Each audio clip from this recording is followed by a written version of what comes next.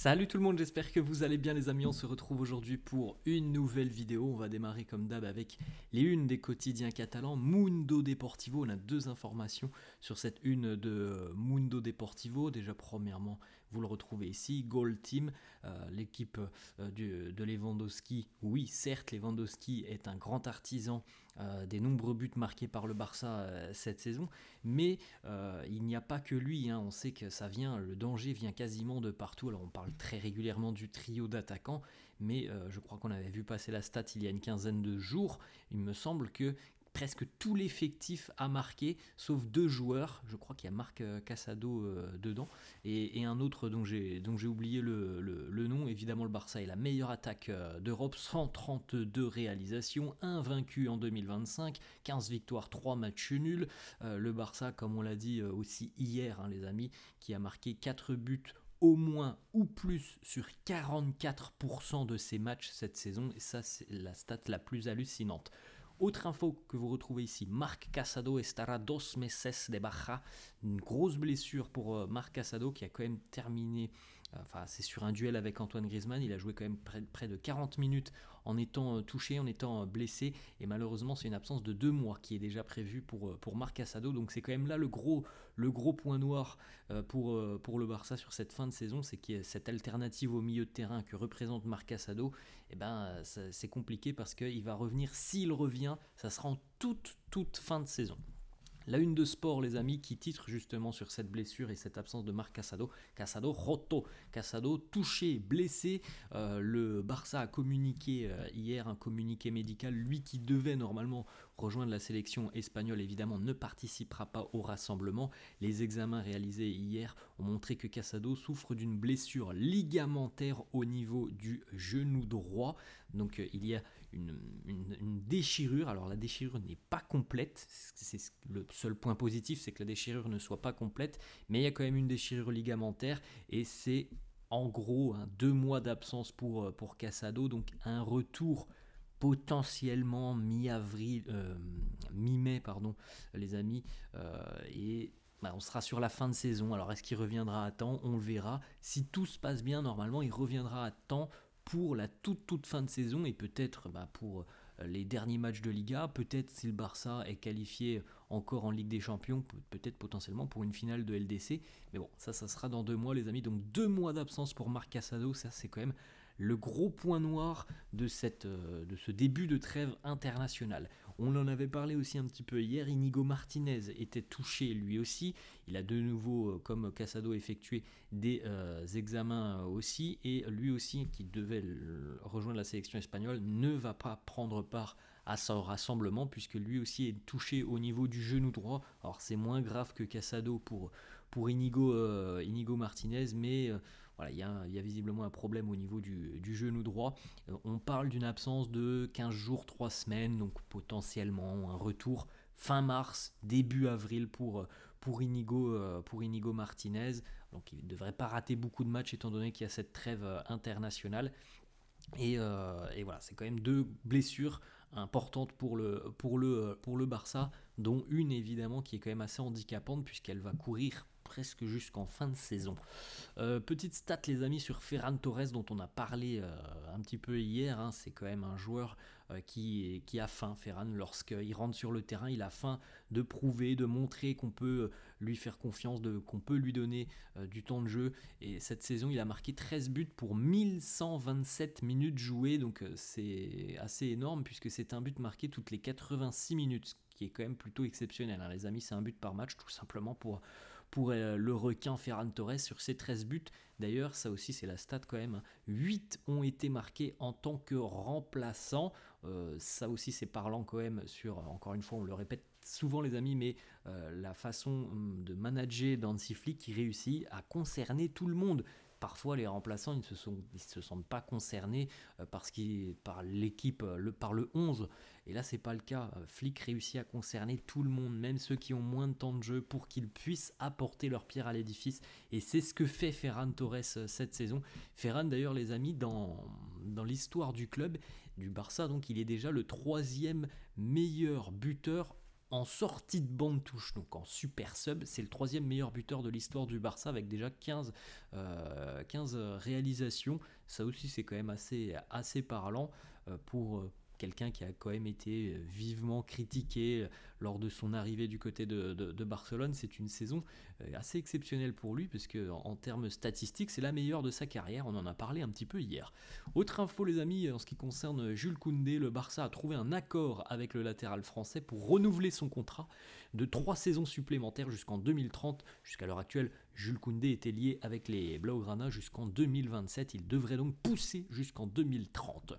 Ensuite, autre information du quotidien sport, le Barça et Hansi Flick sont très heureux de Jules Koundé qui d'ailleurs n'a fait part d'aucune envie de départ. Koundé lui aussi se voit continuer du côté du Barça, donc au final du côté du joueur et du côté du club on est sur la même longueur d'onde. Le joueur est d'ailleurs le plus utilisé cette saison, on le sait, d'ailleurs on avait vu passer la stat il y a quelques semaines.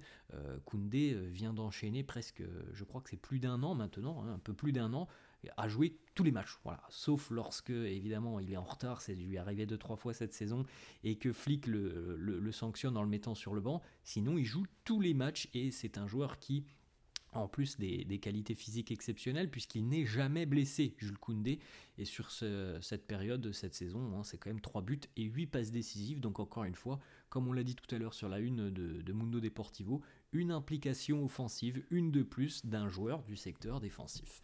On a plusieurs déclats amis de Wojciech Szczesny qui nous parle de quelques petits comparatifs entre notamment la Juventus qu'il a bien connu. Il nous dit que la Juve se concentre sur les résultats, avant tout les résultats, tandis qu'au Barça, le football est une pure joie, un sentiment contagieux. Il n'est pas surprenant que des millions de supporters à travers le monde soient influencés par cette approche. Voilà, cette saison, et on le répète, le travail d'Hansi Flick, des joueurs, du staff, est exceptionnel, franchement, par rapport à ce que les Blaugrana ont pu connaître avec Xavi. Il y a eu des titres avec Xavi. Je ne pense pas qu'au niveau du style de jeu, c'était autant la régalade que c'est cette saison avec Xavi. Sans critiquer Xavi, qui a fait de bonnes choses, qui a lancé certains jeunes, qui a eu des résultats avec des titres. La régalade, c'est franchement cette saison, les amis, 44% des matchs avec au moins 4 buts. C'est quand même assez exceptionnel comme statistique et on a envie de bien jouer du côté de Barcelone et on le fait sur le terrain. On essaye de mettre des choses en place à l'entraînement comme le dit Flick et tout ça se répercute sur le terrain. Autre déclat de Szczesny qui nous parle de Pedri, nous dit qu'il a un contrôle exceptionnel sur tout ce qui se passe sur le terrain, tant techniquement que physiquement. C'est un joueur qui contrôle complètement le rythme du jeu, il sait quand passer en avant, quand reculer, quand ralentir le jeu, quand accélérer, c'est un talent exceptionnel. Et je pense qu'il est difficile de trouver un meilleur milieu de terrain que lui en Europe cette saison. On le répète souvent les amis, mais la régularité, le dynamisme, l'implication, la qualité, l'intelligence de jeu de Pedri n'a quasiment aucun égal cette saison. Ensuite, autre déclat de Szczesny qui nous dit aussi: ce qui me rend le plus heureux ici au Barça, c'est l'excitation associée au beau football, qui est un sentiment complètement différent de celui auquel je suis habitué. Et là, ça revient un petit peu à la même déclaration là, où il parlait du comparatif entre la Juve et le Barça.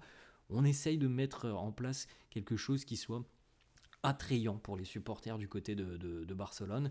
Et c'est vrai que cette année, c'est exceptionnel parce que le Barça procure beaucoup d'émotions à ses supporters. Le Barça marque beaucoup de buts, les résultats sont là. Donc voilà, tous les feux sont au vert.